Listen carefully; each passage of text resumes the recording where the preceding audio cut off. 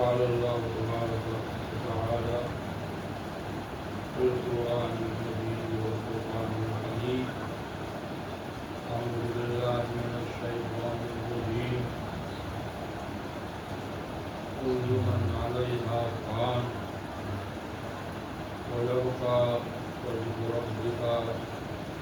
ذو الجلال والإكرام صدق الله مولانا العظيم وصدق رسوله النبي الكريم ونحن على ذلك لمن الشاهدين والشاكرين والحمد لله رب العالمين. آیت کریمہ میں نے تلاوت کی ہے، اس کا ترجمہ جو ہمارے ہاں مفسرین جو مترجمین کرتے ہیں تو اس طریقے سے کرتے ہیں کہ خود لوگ من علیہا، ہر وہ چیز جو روئے زمین پر موجود یا جو روئے زمین پر آتی ہے، ظاہر جو چیز عالم وجود میں آتی ہے وہ کائنات میں آتی ہے، یہ جو ہماری کائنات ہے اس میں آتی ہے، تو فرمایا کہ کل لوگ من علیہا، ہر وہ چیز جو اس عالم دنیا میں آتی ہے، تو بنیادی طور پر وہ چیز اس کی حیثیت کیا ہے؟ فرمایا کہ فن، ہر ایک چیز کو وجود ملتا ہے اور وجود کے مراحل ہوتے ہیں، ان مراحل سے ہر ایک وجود ہوا، اور پھر جب مراحل طے ہوتے ہیں تو آخر میں یہی ہوتا ہے کہ عالم دنیا سے وہ نکل جاتا ہے، جو اگلی دنیا ہے، اگلا عالم ہے، اس کی طرف شفٹ ہوتا ہے، یہ جو ہم کہتے ہیں اعلان کرتے ہیں کہ اتنا انتقال ہو، انتقال کے معنی شفٹ ہو، تو ہر چیز عالم دنیا سے منتقل ہوتی ہے اور شفٹ آگے مختلف عالم ہیں ان کی طرف جاتے ہیں۔ تو ہمارے ہاں جب کوئی شخص یا کوئی وجود عالم دنیا سے شفٹ ہوتا ہے تو ہم کہتے ہیں کہ یہ فنا ہو گیا، مر گیا، تو اس کے لیے موت کا کلمہ ہم استعمال کرتے ہیں کہ جتنا شخص جو ہے انتقال کر گیا اور مر گیا، عالم دنیا سے رخصت ہو گیا۔ تو آیت کریمہ میں فرمایا کہ کل من علیہا فان، اصول تو یہی ہے کہ جو بھی وجود عالم دنیا میں آتا ہے تو اس نے ایک دن یہاں سے چھوڑنا ہے۔ اور دوسری آیت میں فرمایا کہ وَيَبْقَى وَجْهُ رَبِّكَ ذُو الْجَلَالِ وَالْإِكْرَامِ، جو آپ کا رب ہے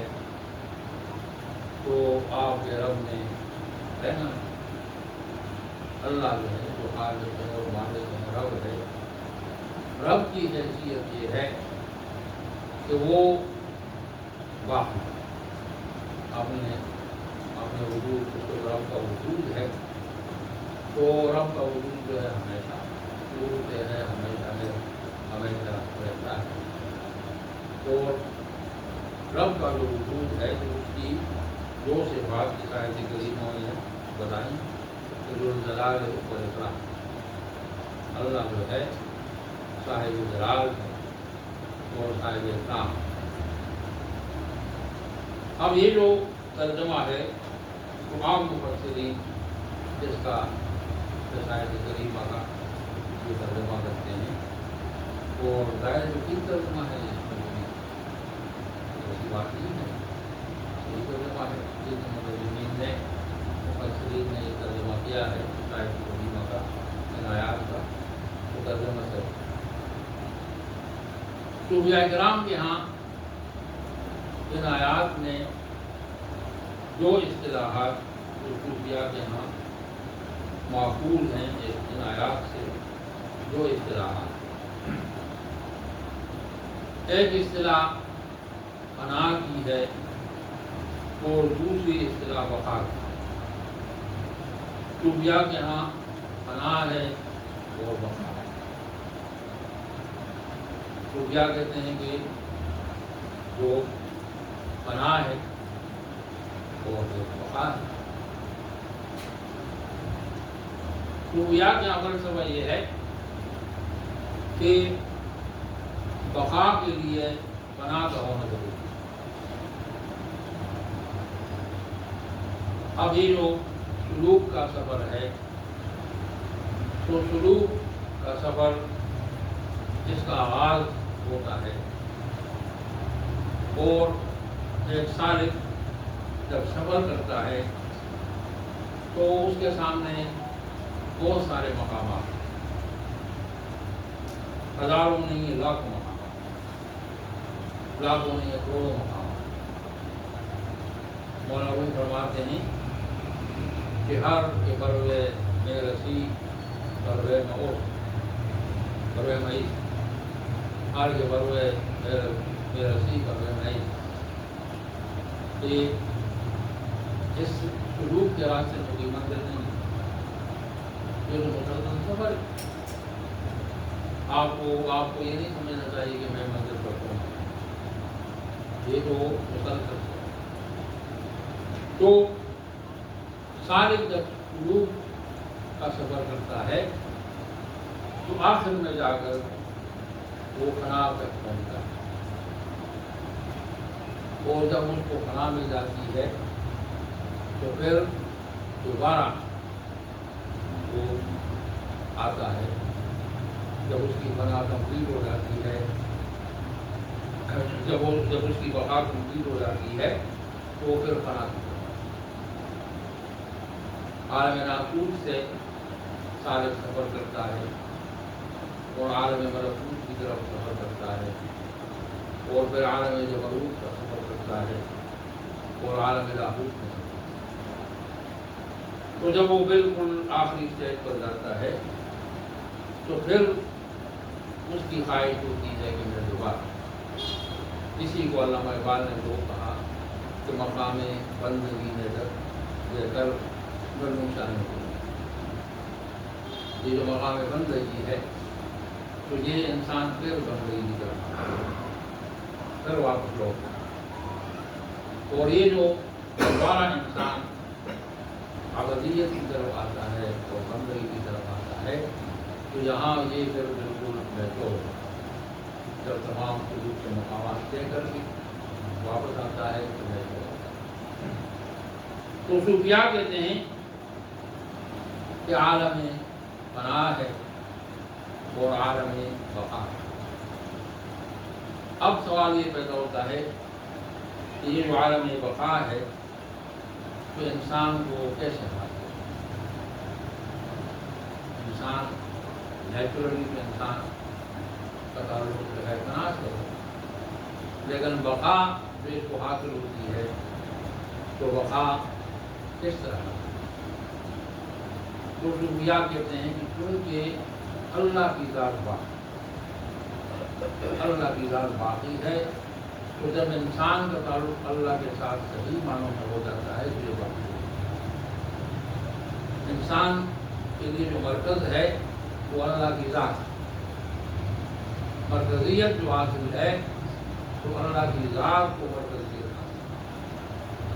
اب جب انسان کا تعلق مرکز سے رہتا ہے تو وہ باقی ہے، زندہ ہے، وہ صحیح ہے۔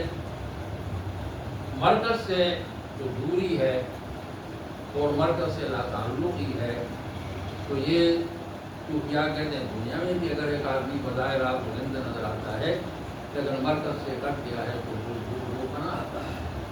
وہ فانی ہے، وہ زندہ نہیں ہے۔ اس لیے صوفیاء کرام کہتے ہیں، اور حدیث میں بھی ہے کہ جو ذاکرین ہیں وہ زندہ ہے اور غافلین جو ہیں وہ مردہ ہے۔ جو لوگ اللہ کے ذکر میں رہتے ہیں اور اللہ کی یاد میں رہتے ہیں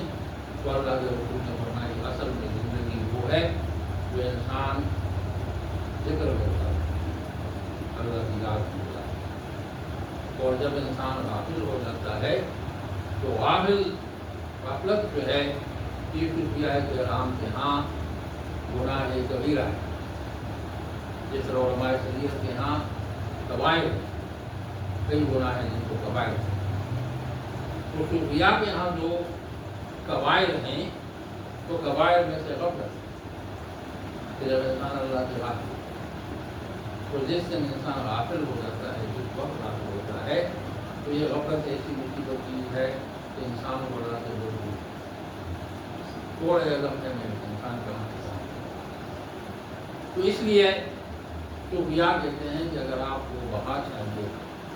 تو بقا کا طریقہ یہ ہے کہ پھر اللہ کے ساتھ جو آپ کا تعلق ہے وہ تعلق صحیح مانا جائے۔ جب خلوص کا تعلق اللہ کے ساتھ ہو جاتا ہے تو پھر اس کے نتیجے میں انسان کو اس عالم دنیا میں بقا ہے، وہ پھر فنا نہیں ہوتا، وہ ہمیشہ اس دنیا میں بھی اور آخرت میں بھی برزخ میں تمام مراحل میں وہ ٹوس ایک شکل ہو جاتا ہے، اس کا جو وجود ہے مختلف ہو جاتا ہے۔ صوفیاء کرام کے ہاں جو سالک ہے اور صوفی ہے اور جو اس مراحل سے گزرتا ہے تو وہ عام لوگوں سے مختلف اس لیے ہوتا ہے کہ اس کا جو وجود ہے وہ اس کا تعلق اللہ سے ہے، اللہ کا کوئی مقام ہے۔ تو اس لیے ہمارے یہاں جب دعا ہم کرتے ہیں تو صوفیاء کرام دعا کرتے ہیں تو اس میں اللہ کا قرب کہ اللہ ہمیں اپنا قرب بنا وجعلنی من المقربین، اللہ مقربین میں مقربین ضرور ہے مجھے شامل کرے۔ تو یہ ان آیات کریمہ میں جو اصطلاحات ایسی ہیں جو صوفیاء کے یہاں استعمال ہوتی ہیں کہ ایک تو پناہ کی اصطلاح ہے، تو پناہ کو ظاہر ہے کہ انسان جب مرکز سے جتنا دور ہوگا اور دور رہے گا تو پناہ کی طرف ہوگا، اور جب مرکز کے قریب ہوگا تو ظاہر ہے کہ بقا کی طرف ہوگا۔ تو پناہ اور بقا کا دار و مدار جو ہے یہ اللہ جل شانہ کے ساتھ ہے، اور یہ اللہ کا تعلق انسان کو ملتا ہے۔ اس لیے اللہ کے رسول نے ارشاد فرمایا کہ سب سے بہترین عمل کو یہ جو اللہ کا ذکر ہے بظاہر تو آپ کرتے ہیں کہ یہ عمل لوگ وہ کم عمل کرتے ہیں کہ وہ کیا ہے، بیٹھ کر اللہ کرنے کے لوگ کیا ہے، لیکن اللہ کے رسول نے فرمایا کہ یہ سب سے اعلیٰ اللہ خوش ہوتا ہے۔ جب آپ بیٹھ کر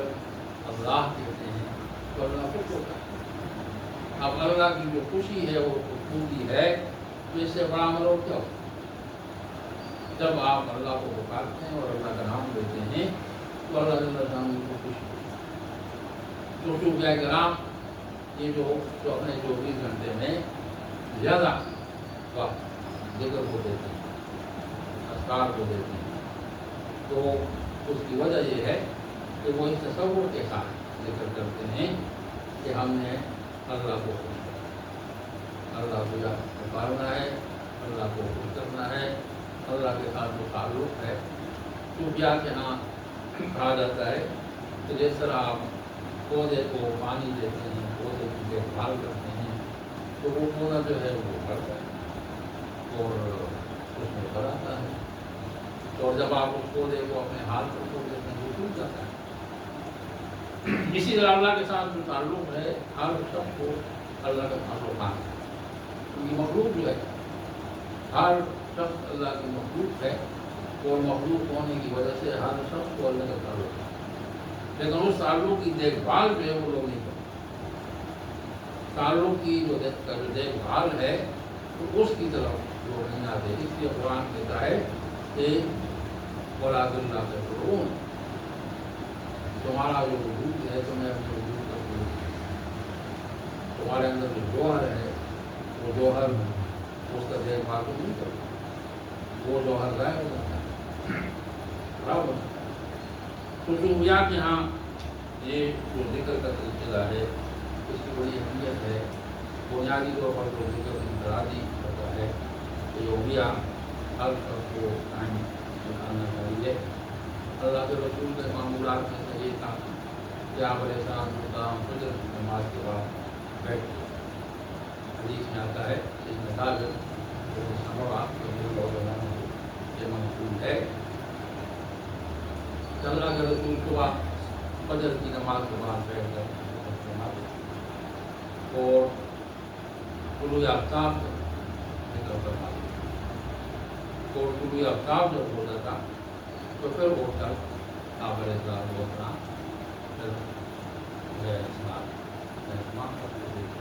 ये जो रात है जिसको हमारे यहाँ लोग इफ्तार कहते हैं, ये बुनियादी तौर पर हुजूर अलैहिस्सलाम के मामूलात में से है। और आप अलैहिस्सलाम तुलू आफ्ताब के बाद ये 2 रकअत और तो 4 रकअत थोड़ी हदीस में 4 रकअत पहली में 2 पूरी फरमाते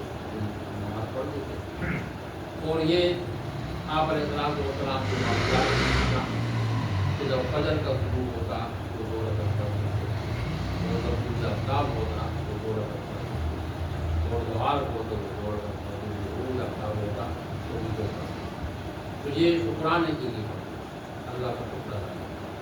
अल्लाह ने करम फरमाया, जलाल गुजर गई फजर पूरी हुआ, अल्लाह ने करम किया कि